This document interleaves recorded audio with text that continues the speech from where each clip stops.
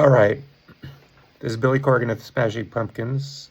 I do have a very good Deep Purple story, but first it involves the band Rainbow, which of course is the band that Ritchie Blackmore had after he left Deep Purple.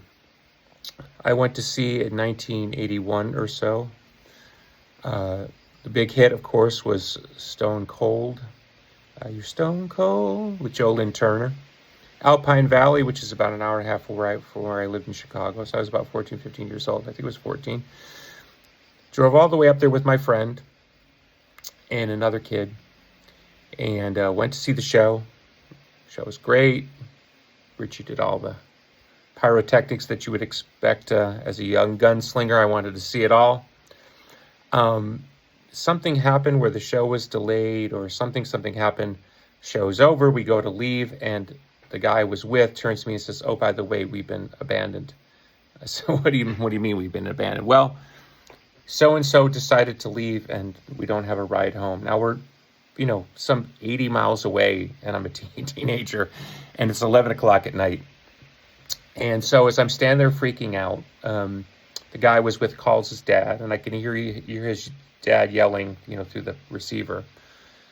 What do you mean I need to come up there and get you boys, blah, blah. And I'm thinking, oh man, this guy's dad's going to be really a bummer ride home.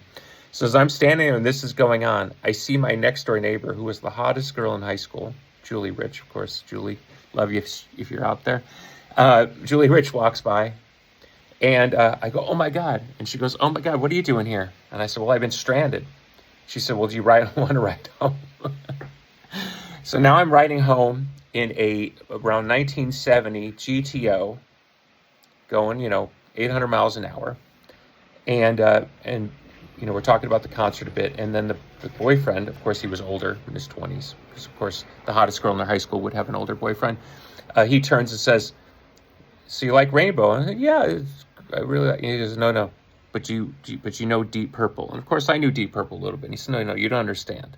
So he's got an 8-track in the thing, and he pops in Deep Purple Made in Japan. And we listened on the way home to the whole Made in Japan record, which, of course, is unbelievable. One of the great albums of all time, if not one of the greatest live albums of all time, if not the greatest live album of all time.